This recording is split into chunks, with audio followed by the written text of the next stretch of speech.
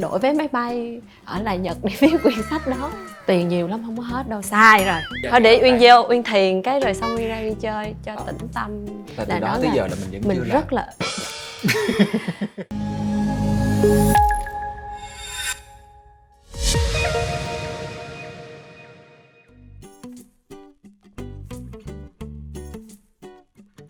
Xin chào mừng tất cả các bạn đang cùng đến với Shin Japan Spotlight, những câu chuyện truyền cảm hứng. Và các bạn thân mến, ngày hôm nay thì chúng ta sẽ cùng nhau gặp gỡ một nữ ca sĩ rất xinh đẹp. Và cô ấy đã phải bay một chuyến bay rất dài từ nước Mỹ xa xôi để về đây để có thể tham gia vào cái show Shin Japan Spotlight lần này. Chúng ta hãy cùng chào đón nữ ca sĩ xinh đẹp Kỳ Phương Uyên. Kỳ Phương Uyên xin chào Bảo và xin chào tất cả những khán giả thương yêu của Shin Japan Spotlight. Mình giới thiệu ban đầu như vậy cho thấy cái show mình nó dữ dội đúng không? Khách mời là phải mời từ Mỹ về, nhưng mà thật ra là Uyên cũng đã ở đây một khoảng thời gian rất là dài rồi đúng không nè? Vì tình hình chung dịch bệnh cho nên là mình không thể nào di chuyển về lại đó, nhưng mà lại có một cái nhân duyên lại để chúng ta được gặp nhau đúng không? Đúng, và đã bị chương trình bắt cóc thưa quý vị. Có thể thấy là nếu như mà quý khán giả nào mà đã biết Kỳ Phương Uyên trước đây thì sẽ thấy được rằng là ngày hôm nay Kỳ Phương Uyên đến đây với một cái diện mạo rất khác. Bình thường là một cô gái có thể nói là rất là táo bạo, rất là sexy, nhưng mà ngày hôm nay có vẻ như là đến với nước Nhật Bản thì Uyên lại chọn cho mình một cái phong cách nó rất là nhẹ nhàng, rất là phụ nữ Á Đông.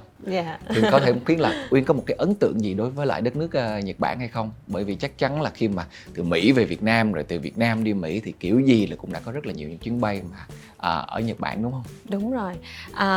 Uyên thực sự ra là không những ấn tượng về con người Nhật đâu, người Nhật đâu, mà còn ấn tượng về cả cái nền văn hóa của nước Nhật nữa.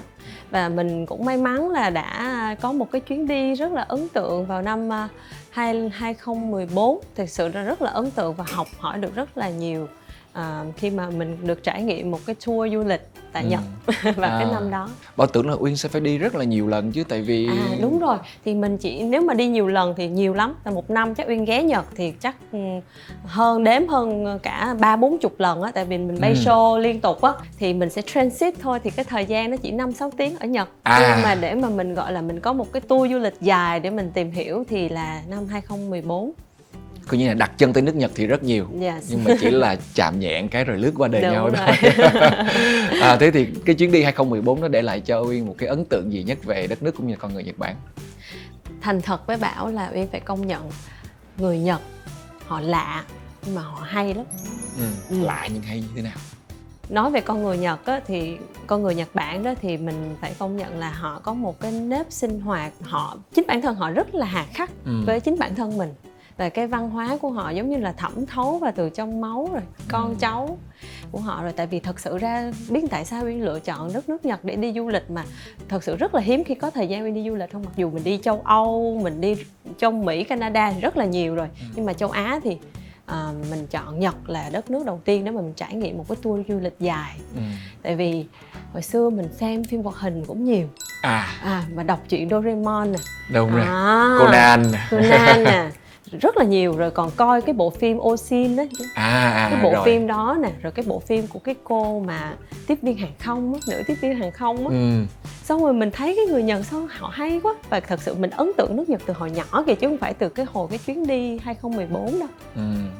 Mình thấy họ có một cái gì đó rất là sâu sắc. Và khi mình đặt chân đến nước Nhật rồi thì mình mới thấy là để mà họ có được một cái cuộc sống như vậy, họ đã có được một cái tính cách như vậy, một cái nền văn hóa như vậy, là thực sự họ đã trải qua rất là nhiều thứ sóng gió ha. Và họ cũng đã hà khắc với bản thân của họ để họ có được cái tính cách ngày hôm nay cho cả một cộng đồng, cả một đất nước.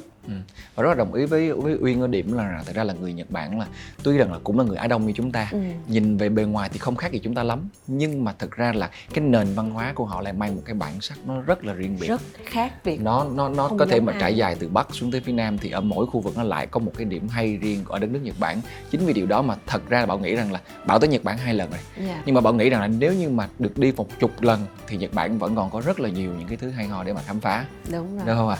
Thế thì cái điều gì ấn tượng nhất vào năm 2014 đối với Uyên? Uyên còn nhớ không? Kỷ niệm gì đó? Kỷ niệm ha, Uyên nghĩ là mình đến đất nước Nhật xong rồi cái họ trao cho mình một cái tình cảm á, mà mình thấy họ là những người lạ.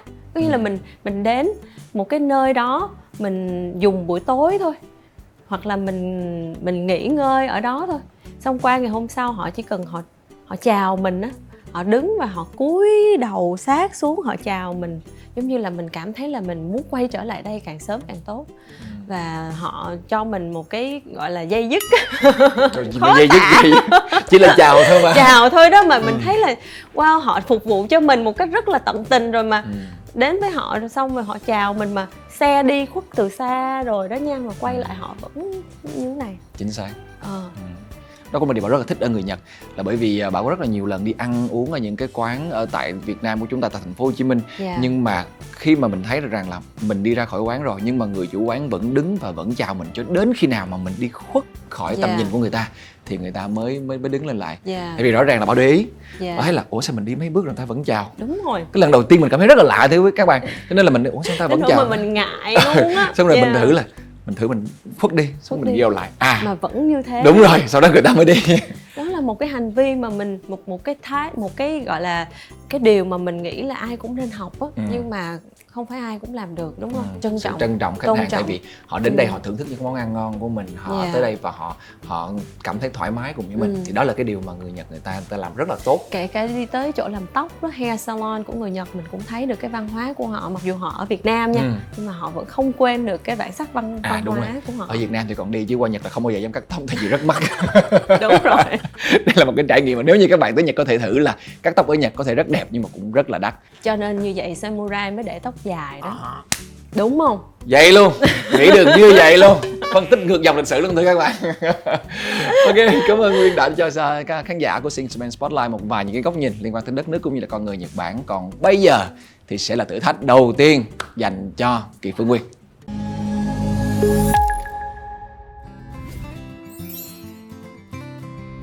Xin chào mừng các bạn đang cùng quay trở lại với Shin Japan Spotlight, và đây là phần thử thách 5 giây dành cho khách mời. Và đây cũng là cái phần mà khách mời rất là thú vị. Họ luôn chờ đón cái điều này với một tâm trạng rất là háo hức thưa các bạn. Không phải hào hứng đâu, hồi hộp.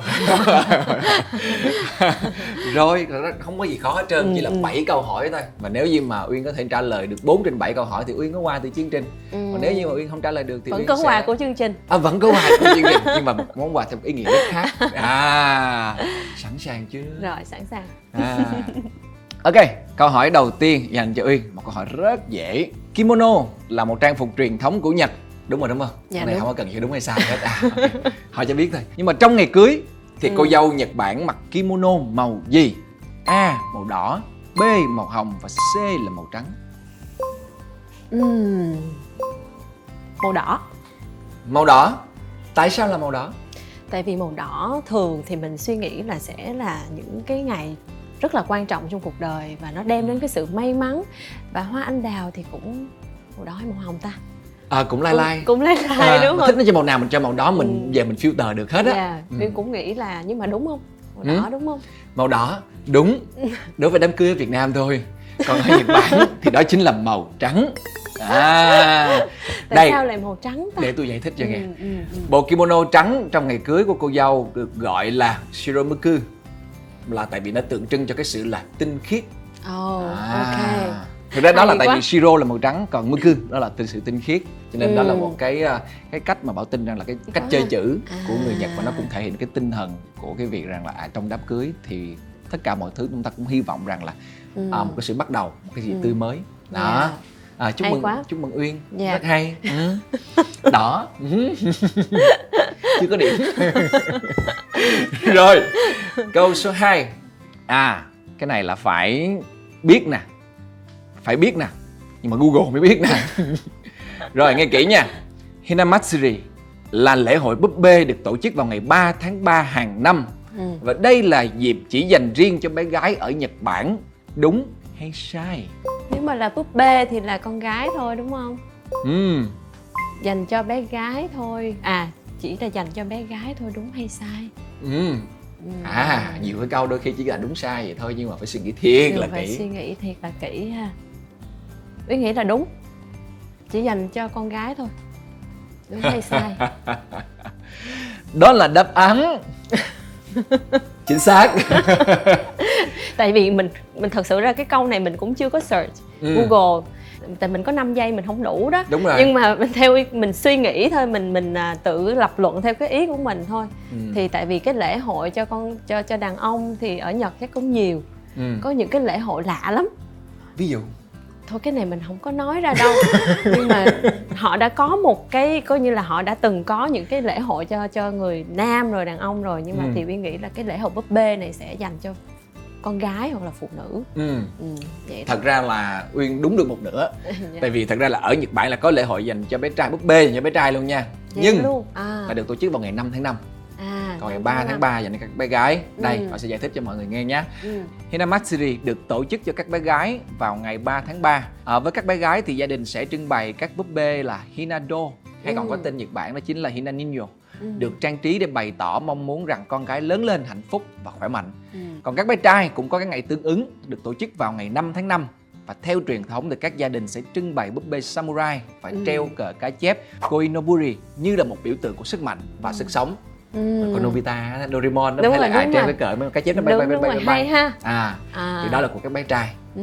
Có nghĩa là cái lá cờ mà cái hình cá chép đó có nghĩa là mang đến sự may mắn. Đúng rồi. Thôi nói chung là mình đúng là được rồi đó. Đúng là được rồi. Còn nếu các bạn muốn hiểu, các bạn có thể Google thêm nhé. Lễ hội búp bê dành cho bé gái 3 tháng 3 và là búp bê dành cho bé trai vào ngày 5 tháng 5. Rồi, được 1 điểm rồi. Câu này dễ thiệt. Ở Nhật Bản là trẻ em đi học sẽ được mẹ chuẩn bị một cái hộp cơm để ăn trưa. Thì hộp cơm này có tên là gì? Là hộp cơm trưa.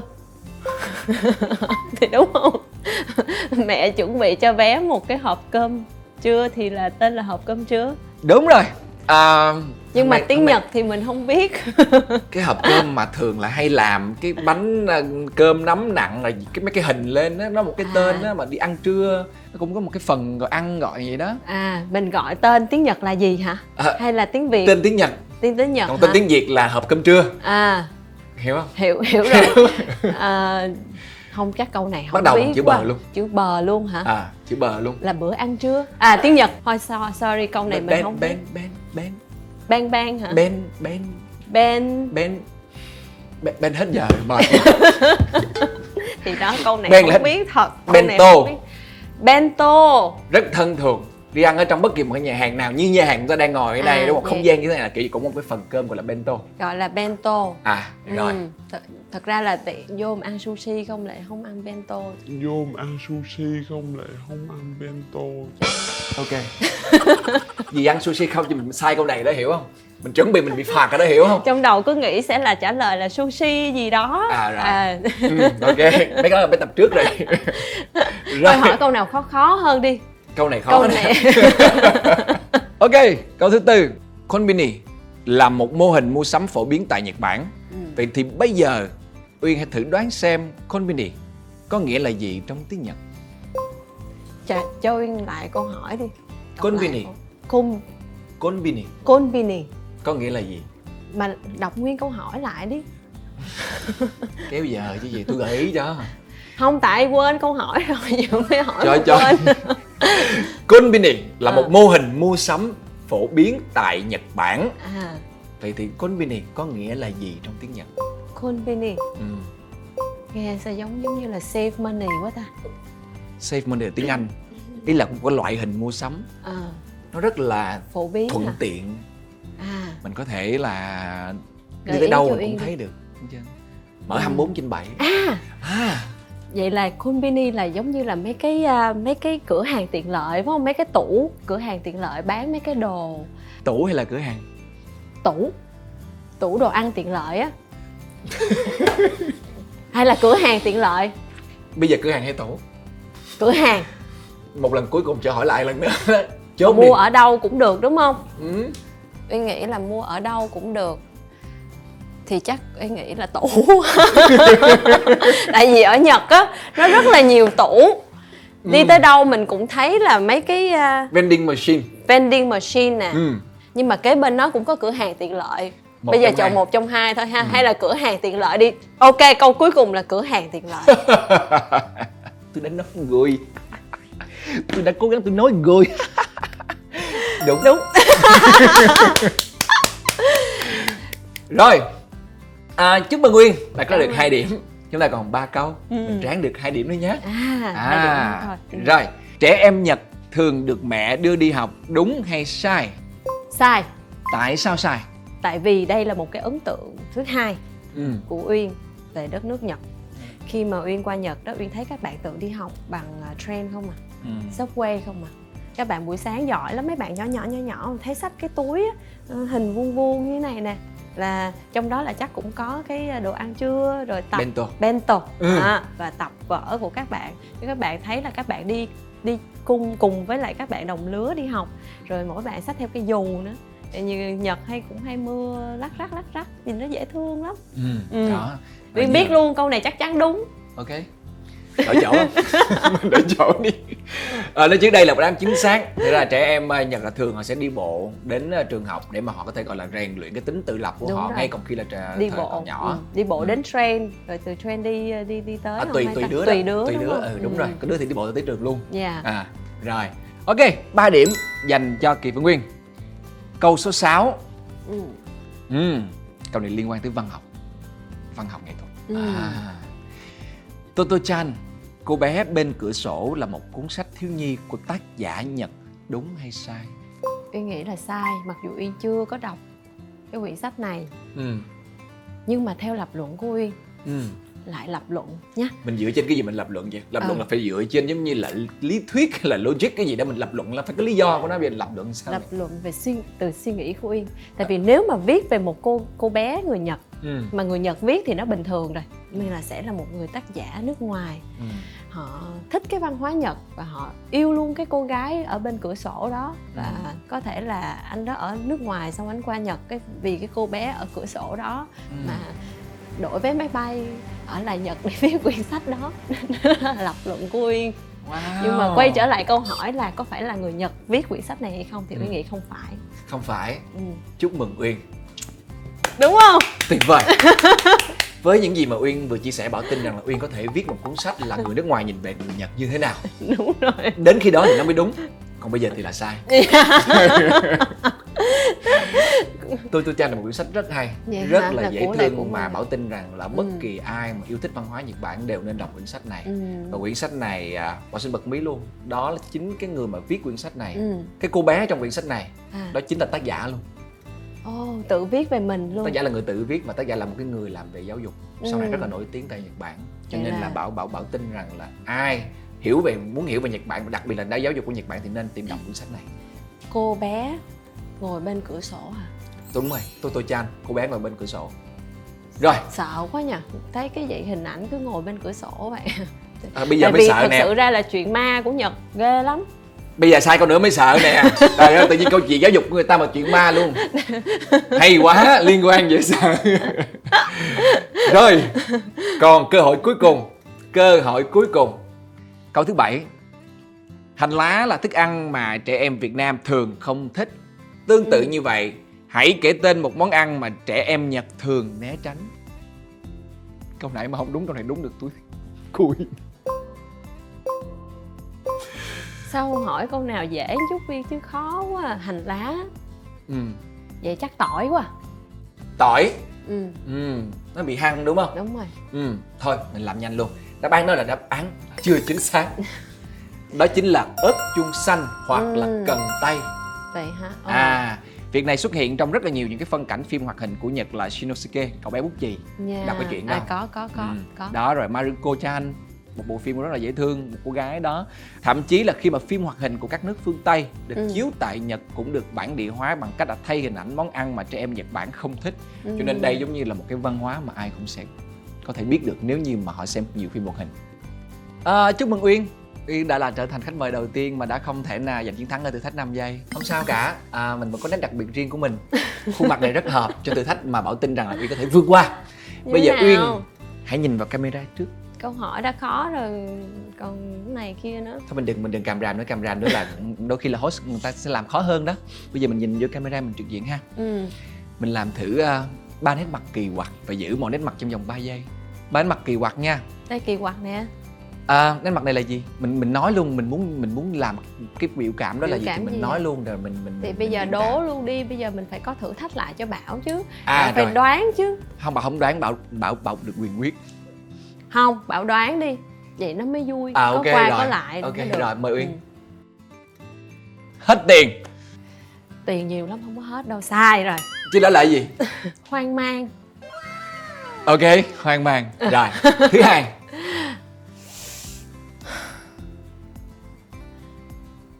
Này kẹt tiền nè. Đúng rồi đó. Đấy chưa? Cái này kẹt tiền nè. Rồi, thì đúng mà. Tôi cũng hay có cái tình trạng thứ ba. Thứ ba. Có tiền. Đúng rồi, chính xác. Được Ok, á. thôi cũng được. Ok, Uyên sẽ hợp lý. tặng quà lại cho Bảo. Nói chung là tôi thấy là cái gì mà liên quan tới tiền tôi thấy vui rồi. Ok, chúc mừng Uyên đã hoàn thành thử thách, dễ mà đúng không? Bắt tay cái. Bắt tay. Thì đó chỉ là vui thôi mà, chúng ta có những cái gì đó chúng ta giao lưu cùng với nhau và chúng ta biết được rằng là đôi khi đây là những cái điều mà Uyên sẽ không bao giờ thể hiện trên sân khấu khi mà Uyên đứng hát đâu. Đúng rồi. Đây là trong series Japan Spotlight các bạn sẽ có được điều này đến từ các vị khách mời. Rồi, như vậy là đã hoàn thành được phần thử thách 5 giây cũng như là thử thách của chương trình rồi. Bây giờ chúng ta sẽ cùng nhau quay trở lại với chương trình một chút xíu, cùng nhau trò chuyện thông qua những từ khóa của chương trình. Đợi Bảo một chút xíu.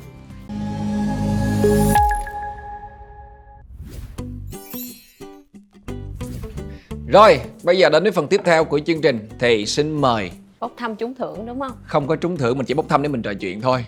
Trong đây là những từ khóa mà chúng ta có thể trò chuyện cùng với nhau. Thì bây giờ là Uyên bốc trúng từ gì, mình sẽ nói về cái chủ đề đó. Modern. Có cần phải dài chữ mô ra không? Modern. Không, mình đọc gì là đúng rồi đó. Modern. Mình có thể cho khán giả thấy được rằng là đó, modern, hiện đại. Và modern đúng không? Đúng rồi, modern đó. Đối với Nhật Bản thì người ta luôn luôn thấy rằng đây là một cái đất nước mà có rất là nhiều những cái khoa học kỹ thuật, công nghệ phát triển trong suốt những cái năm vừa qua. Tuy nhiên, cái câu chuyện mà hôm nay chúng ta muốn nói ở đây đó chính là về người phụ nữ hiện đại của Nhật Bản. Wow. Vậy thì đối với Uyên là một người mẹ của một bé trai 6 tuổi đúng không? Vậy thì theo Uyên một người phụ nữ hiện đại là như thế nào? Thực ra là người phụ nữ hiện đại đó là họ sẽ biết cách sắp xếp mọi việc một cách logic, và để cho mọi thứ nó cũng đi vào một cái gọi là một cái thói quen mà để mà mình có thể chu toàn mọi thứ.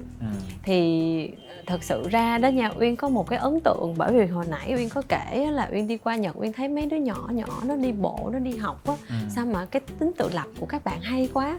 Đã có lần Uyên suy nghĩ nha, tại vì Uyên hai mẹ con Uyên cũng về Việt Nam sống cùng với ông bà ngoại một thời gian rồi, cho nên là bé Uyên cũng muốn bé học cái văn hóa của Á Đông. Thì khi mà mình suy nghĩ chọn trường cho con á, chọn trường mầm non cho con á, tự nhiên mình lại nghĩ mình thực sự rất là muốn cho con mình học trường mầm non Nhật Bản. Thực sự ở Việt Nam mình có nha, mấy cái trường mầm non cho các bạn Nhật á, thì mình thích lắm, tại vì mình muốn con mình học cái tính tự lập nè, rồi cách sắp xếp và cái sự nghiêm khắc cho chính bản thân của bé ngay từ lúc nhỏ. Thật sự rất là muốn luôn, nhưng mà suy nghĩ lại là lỡ về cái nó nói tiếng Nhật với mình mình không biết trả lời thì sao sợ gì kỳ vậy? Thì mình học tiếng Nhật luôn, nói chuyện với con. Thì cũng muốn lắm mà lại không có thời gian, cho nên rồi gặp ông bà ngoại cũng thôi.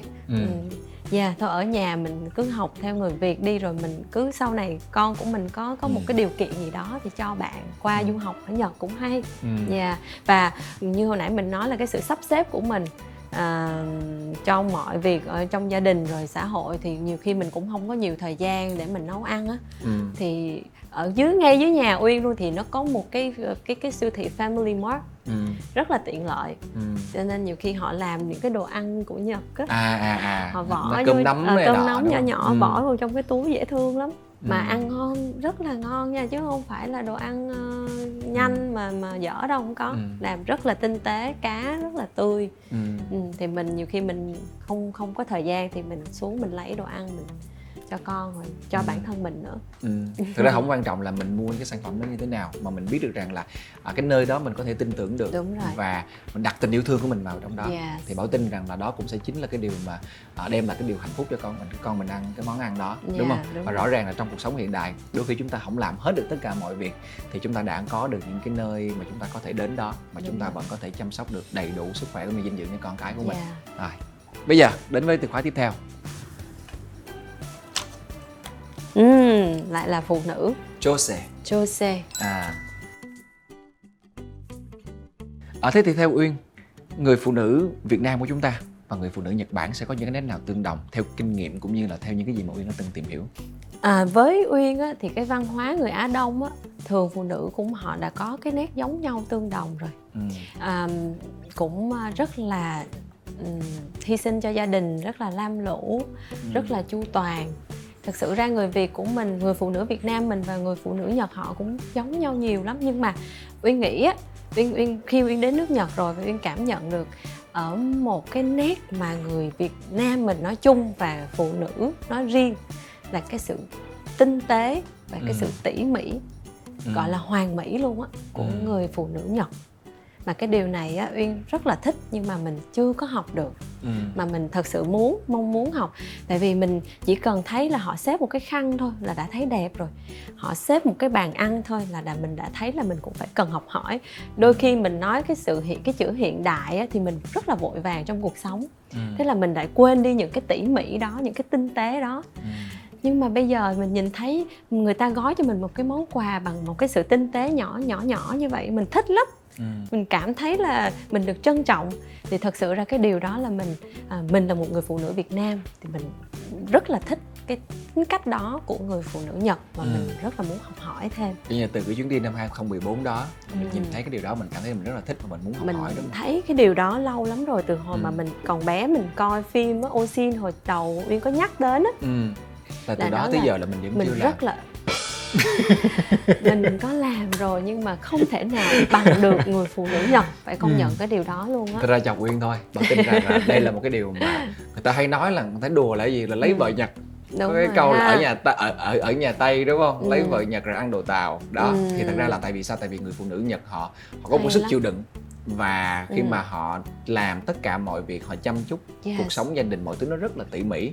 Tại vì đối với người Nhật thì từng thứ nhỏ nhất họ cũng có thể nâng tầm lên thành nghệ thuật. Chính xác. Đó, cho nên bạn nghĩ rằng là đây là cái điều mà phụ nữ Nhật Bản rất hay. Và chúng ta có thể học được rất nhiều những cái điều từ họ, những cái tips nhỏ nhỏ đến từ họ. Ok, rồi. Từ khóa tiếp theo nè.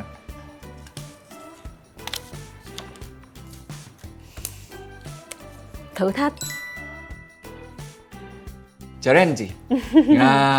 Challenge. Thật ra cái từ thử thách này nó cũng sẽ nằm trong cái điều mà chúng ta muốn nói về người phụ nữ. Khi mà ba cái từ khóa này ghép lại thì đâu sẽ là thử thách dành cho một người phụ nữ ở thời điểm hiện tại? Như hồi nãy Uyên cũng nói đó, người phụ nữ hiện đại bây giờ họ sẽ đòi hỏi rất là nhiều thứ. Đôi khi mình cũng thấy wow, mình đóng quá nhiều vai trong cuộc sống này. Nào là vai con nè, mình là một người con, mình cũng phải chăm sóc cho ba mẹ của mình chứ, mình phải có cái khái niệm đó. Rồi bây giờ mình đã là một người mẹ, rồi mình sẽ là một người vợ, rồi mình còn phải là một người của xã hội, của công việc nữa. Rồi mình còn có những người mà trong team của mình cần phải take care. Đó, nó đòi hỏi mình đóng rất là nhiều vai trò trong cuộc sống. Thì đôi khi mình cũng question là mình có thật sự là đè nặng với cái đôi vai của mình hay không. Nhưng mà khi mà Uyên bỏ nó ra, mình không gọi cái từ thử thách nữa, mà mình gọi nó là cái niềm vui. Và mình gọi là mình muốn trở thành một người có giá trị. Thì mình sẽ cảm thấy những cái việc đó, những cái vai trò đó của mình trong cuộc sống, nó đã tạo ra cho mình và nó tập cho mình có được một cái sức bền. Và sẽ cho mình học hỏi được rất là nhiều thứ. Mình hoàn hảo mình mỗi ngày. Vậy thì khi mà đối diện với những thử thách đó, thường thì Uyên sẽ lựa chọn điều gì? Uyên sẽ làm gì để mà có thể vượt qua được cái thử thách đó? Mình switch cái mind của mình thôi, mình gọi là mình thay đổi cái tư duy của mình ngay lập tức lúc đó. Cái suy nghĩ của mình ngay lúc đó là thí dụ như trước một cái khó khăn là mình sẽ bắt đầu mình hỏi lại, cái khó khăn này đã cho mình cái bài học gì, mong muốn, có nghĩa là sau khi mình vượt qua cái thử thách này mình sẽ được gì. Từ khi mình đặt câu hỏi cho mình thì mình sẽ bắt đầu có được một cái sức mạnh nó hay lắm. Cho nên Uyên mới có một cái câu mà Uyên rất là tâm đắc muốn chia sẻ với Bảo và mọi người. Đó là tâm trí của mình suy nghĩ điều gì thì tương lai của mình sẽ nằm ở đó. Và Uyên rất là tin tưởng, bởi vì Uyên đã biến tất cả những cái điều mà Uyên suy nghĩ trong tâm trí của mình, và tất cả mọi thứ nó đều đang dần trở thành hiện thực. Và nó đã trở thành hiện thực rồi, và mình lại tiếp tục tiếp tục đưa tâm trí mình vào những cái mong ước của mình. Dạ, Uyên thấy hay lắm. Theo như Uyên vừa nói thì Bảo tin rằng là tương lai không phải là cái điều mà chúng ta ngồi đây và chúng ta chờ đợi nó đến với mình. Đúng Chúng rồi. ta hãy tự tạo ra tương lai của chính mình. Chính xác. Đúng không? Rất là cảm ơn Uyên với một câu chuyện truyền cảm hứng, với sự chia sẻ về văn hóa cũng như là về những người phụ nữ thời điểm hiện tại, đặc biệt là những cái sự tương đồng giữa phụ nữ Nhật Bản cũng như là phụ nữ Việt Nam. Rồi trước khi mà chúng ta chia tay nhau thì vẫn còn một thử thách nữa dành cho Uyên. Wow. Chúng ta sẽ cùng tham gia một đổi trò cái chơi từ nữa. thử thách đi, là mình sẽ gọi là bài học gì mình sẽ học được ngay bây giờ. Cái này nó cũng vận động nặng lắm. Cái này luôn hả? vận động nặng lắm. Wow. Bây giờ mình khởi động trước đi. Mặt đầm như thế này rồi vận động được không? Được, thoải Được mái hả? lắm. Mình giờ Vậy mình hả? vận động, mình khởi động tay chân rồi. Đi. Rồi, bây giờ chúng ta sẽ cùng nhau đến với thử thách tiếp theo dành cho Kỳ Phương Uyên.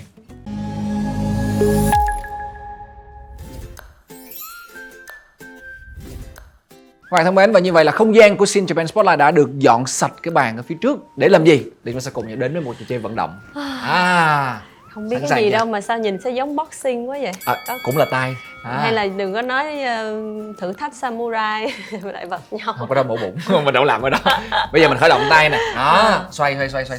Cái này là rất là cần cái độ tinh tế, khéo léo, nhưng vẫn phải giữ được cái sự tĩnh tại trong con người của mình mới chơi được cái trò này. Hay quá vậy ta. Hay không? Zen Rồi. lắm à, trò chơi zen. Đây chính là trò chơi của chúng ta. Cái này trong phim hoạt hình nhiều lắm nè. Đúng. Phim hoạt hình của Nhật nè. Biết tên là gì không? Không. Không. Đối với các bạn khán giả, trò chơi này tên là gì? Kendama. Kendama. Ok. Đây là một trò chơi có thể nói là một trò chơi rất là phổ biến tại Nhật Bản. Và đây là một cái trò chơi mà người ta thường là cho các bé nhỏ chơi để tập được cái sự kiên nhẫn cũng như là khéo léo. Bởi vì có thể là làm sao để mà trái banh này có thể vào ở trên đây, có thể vào đấy, có thể vào như thế này, hoặc cũng có thể như thế này. Có luôn. Có luôn. Hay quá ha. Rất tinh tế đúng không? Đúng rồi. Cả Khó bốn rồi nơi nha. đều có thể giữ thăng bằng cho trái banh được. Đây là đỉnh cao, là khó nhất. Thôi thì bây giờ Thôi ngày để hôm Uyên nay- vô, Uyên thiền cái rồi xong Uyên ra Uyên chơi cho tĩnh tâm. Uyên thiền cái vậy thôi mình thua luôn đi, rồi mình nghỉ show rồi mình thiền được không? Nếu như Hay ngày quá. hôm nay Chơi thử thách thử dành chứ. cho Uyên là Uyên sẽ có 3 phút để làm sao mà từ đây banh có thể lên tới trên này. Ghê Hay chưa? quá vậy Bảo tập suốt đêm đúng không? Tập bao nhiêu không quan trọng. Bây giờ làm sao mà chỉ cần Uyên làm được đúng như thế này như Bảo vừa làm, Bảo sẽ không làm lại đâu. Bởi vì nó cũng không kém đâu, ăn may thôi. Rồi, bây giờ làm sao mà ở đúng cái phần tại cái đầu bên nó to hơn cái phía bên này. Chỉ cần là làm sao đó, vậy lên đây được thôi. Bây giờ mình làm lại. Bây giờ thử nha. Rồi, 3 phút đúng không? 3 phút dành cho Kỳ Phương Uyên. Mời.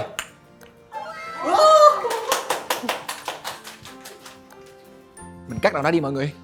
Hay Cái giờ đó mình đi làm không mọi thêm người? ngược lại đi. Mình làm cái đầu dưới đây thử coi. 2, 3. Không được, để làm lại ha. Thật ra hồi nãy là Bảo nói là mình xé nháp, mình làm cái phần kia chỉ là giống như Quay là phim mình... chưa? Hồi nãy quay chưa mọi người? Quay chưa? Chưa quay. Gì? Vậy hả? Vậy không sao, mình làm lại. Mình hay mà, mình giỏi mà. Ok, làm lại nha. 1, 2, 3.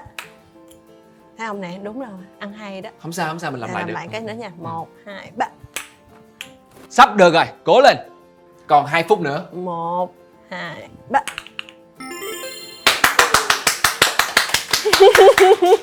Không. Cuộc đời đôi khi có những cái nó trái ngoe vậy đúng không? Đúng Những rồi. cái thứ mà mình tưởng là dễ dàng vượt qua thì đôi khi là nó hơi trúc trắc một chút. Nhưng mà những cái gì mà nó tưởng chừng như khó thì Kỳ Phương Uyên là làm rất dễ. Thật ra cái món này là Uyên thấy hay đó, để Uyên phải order liền để về chơi, tập tính kiên nhẫn cho bản thân mình á. Mà cái này chắc con của mình sẽ rất là thích á. Thật ra Bảo nghĩ Hay cái á. này là một cái trò chơi mà nó có thể đem lại sự gắn kết giữa phụ huynh cùng với lại con cái của mình. Bởi vì là không chỉ là các bé chơi được mà người lớn cũng có thể chơi được. Và chúng ta có thể làm cái điều này để mà chúng ta gọi là tập cái sự kiên nhẫn của chúng ta trong cuộc sống hàng ngày. Đó. Làm Chơi Uyên mà nhớ. không quan tâm tôi nói gì luôn, kệ đi. Biết sao không, nhìn thấy nhớ cái hột vịt lộn á. Để nè. Đúng rồi, vịt lộn nè, tí rau găm vô bỏ vô, muối tiêu chanh vô ớt nè. Ok, hợp lý. Rồi, các bạn thân mến, như vậy là Kỳ Phương Uyên đã vượt qua được thử thách lần này trong trò chơi là Kendama. Một trò chơi mà Bảo tin rằng là các bạn cũng có thể đặt mua ở bất kỳ nơi đâu để mà chúng ta có thể là tham gia cùng với lại bạn bè của mình. Còn nếu như vị phụ huynh nào mà có con cái thì đây là một trò chơi Bảo tin rằng là khuyến khích mọi người có thể tập cho con mình chơi để có được cái sự kiên nhẫn. Hay quá. Rồi, Tặng cho Uyên cái này phải không? Tặng cho Uyên luôn. Đây. Cảm ơn nhiều. Nhưng chưa hết, vẫn còn một phần quà nữa dành cho Uyên. Đây là phần quà dành cho bé trai ở nhà. Wow. Và như vậy là Kỳ Phương Nguyên của chúng ta đã vượt qua được thử thách cuối cùng, đó chính là tham gia vào trò chơi Kendama. Và không chỉ nhận được một cái bộ dụng cụ Kendama mà còn đó được thêm một cái phần quà, đó chính là chiếc mũ samurai. Wow. Đây là một món quà đẹp rất quá. là ý nghĩa của Nhật Bản dành tặng các bé trai, là với mong muốn là sẽ luôn luôn có được thật nhiều sức khỏe, thật nhiều bình an, có được một cái sức mạnh cũng như là sự kiên trì giống như các samurai vậy. Wow, beautiful, đẹp quá. Rất là tinh tế và trang trọng ha. Mà đặc biệt là khi mà tặng quà là phải tặng đúng y chang như vậy, chứ sẽ không phải là cầm lên rồi trao tay với nhau. Là đem nguyên cái gì này, ghế này. Đúng rồi, lần sau mình tặng quà mình đem nguyên cái bàn vậy đó. Chương trình rất đầu tư thôi nha. Chứ là không biết là Uyên cảm thấy món quà này như thế nào? Thật sự ra nhìn, khi cái ấn tượng Uyên nhìn thì Uyên cũng không biết đây làm cái gì. Nhưng mà càng nhìn kỹ thì mình thấy, hồi nãy mình đoán đây là samurai nè. Và đây là hình tượng, hồi nãy là con cá chép, là sự may mắn. Thì còn samurai là thiết kế rất là đẹp, rất là sắc đúng sảo. Rồi, nhìn nó sắc sảo và tinh tế lắm. Điều Uyên nói đó. Cái sự bảo vệ, sức khỏe, đó, và sự mạnh mẽ của người đàn ông. Đẹp. Và bên cạnh đó thì là những con cá chép, đó là biểu tượng của cái sự may mắn trong văn hóa Nhật Bản. Thì hy vọng là bé ở nhà sẽ thích cái món quà này. Mẹ bé thích hơn. Mẹ bé thích hơn. Thì rất là hy vọng sẽ được mời Kỳ Phương Nguyên tham gia vào những tập tiếp theo cùng với Sin Japan. Biết đâu chúng ta có một cái chuyến talk show ở tại Nhật Bản thì sao? Đúng không? Uyên cũng rất là hy vọng như vậy. Cảm ơn Bảo hôm nay đã dành cho Uyên cái buổi trò chuyện rất là thú vị, và Uyên đã học được rất là nhiều điều từ đất nước Nhật Bản. Và mong là chúng ta sẽ được gặp lại nhau, và xin chúc cho tất cả quý khán giả của Sin Japan Spotlight sẽ thật nhiều sức khỏe và nhiều bình an trong cuộc sống. Rồi, cảm ơn Kỳ Phương Nguyên rất là nhiều và hẹn gặp lại Kỳ Phương Nguyên. Và chúng tôi xin được cảm ơn Family Mart vì đã đồng hành cùng với lại Sin Japan Spotlight tại tập 4 này. Và các bạn đừng quên là Family Mart đang có một cái chương trình ưu đãi dành cho tất cả các sản phẩm gà chiên hưởng ứng mùa Giáng sinh từ ngày 29 tháng 11 cho tới ngày 2 tháng 1 năm 2022. Và cũng đừng quên theo dõi fanpage của Sin Japan Spotlight, bởi vì sẽ có rất là nhiều những cái voucher đến từ Family Mart sẽ được trao ra cho tất cả các bạn thông qua các mini game. Family Mart mang đến cho người tiêu dùng Việt Nam một môi trường mua sắm thoải mái, thân thiện và đáng tin cậy như chính gia đình bạn. Và các bạn cũng đừng quên hãy nhấn subscribe Sin Japan Spotlight để đón xem những câu chuyện truyền cảm hứng tiếp theo các bạn nha. Còn bây giờ thì Quang Bảo xin chào và hẹn gặp lại.